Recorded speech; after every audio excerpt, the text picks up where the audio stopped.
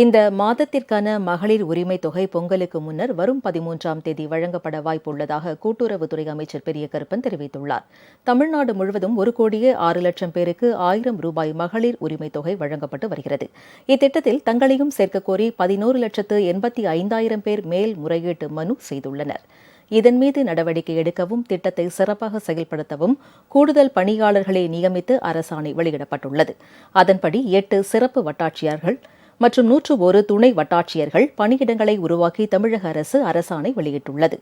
இதனிடையே இந்த மாதத்திற்கான மகளிர் உரிமை தொகை பொங்கலுக்கு முன்னர் வரும் 13ஆம் தேதி வழங்கப்பட வாய்ப்புள்ளதாக அமைச்சர் பெரிய கருப்பன் தெரிவித்துள்ளார். சிவகங்கையில் வேலு நாச்சியார் சிலைக்கு மாலை அணிவித்து மரியாதை செலுத்திய பின்னர் செய்தியாளர்களை சந்தித்த அவர் இதனை கூறினார். இந்த மாதமும் வழக்கமாக அது 13ஆம் தேதி என்று வரும் என்று நினைக்கிறேன். பொங்கலுக்கு முன்னால 13 இருக்கின்ற காரணத்தால் 15, 16 தேதிகளில் பொங்கல் என்ற காரணத்தால் 13ஆம் தேதி அது வருவதற்கான வாய்ப்பு.